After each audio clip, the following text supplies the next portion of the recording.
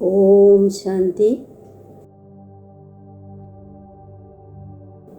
ദാദ ആയി എല്ലാ സെക്കൻഡിലും എല്ലാ സങ്കല്പത്തിലും ദാനം ചെയ്യുന്ന ഉദാരചിത്തരും മഹാദാനിയുമായി ഭവിക്കട്ടെ. താങ്കൾ ദാദയുടെ മക്കൾ. എടുക്കുന്നവരല്ല, എന്നാൽ നൽകുന്നവരാണ്. എല്ലാ സെക്കൻഡിലും എല്ലാ സങ്കല്പത്തിലും നൽകണം.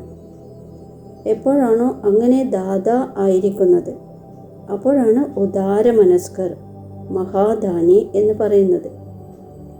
ആ തരത്തിൽ മഹാദാനി ആകുന്നതിലൂടെ മഹാൻ ശക്തിയുടെ പ്രാപ്തി സ്വതവേ ഉണ്ടാകുന്നു. പക്ഷേ നൽകാൻ വേണ്ടി സ്വയമിൻ്റെ ഭണ്ഡാരം നിറഞ്ഞിരിക്കണം. എന്താണോ നേടേണ്ടത് അതെല്ലാം നേടിക്കഴിഞ്ഞു. ബാക്കിയായത് നൽകലാണ്. അതിനാൽ നൽകിക്കൊണ്ടിരിക്കുക. നൽകുന്നതിലൂടെ ഭണ്ഡാരം നിറഞ്ഞുകൊണ്ടിരിക്കും. ഓം ശാന്തി.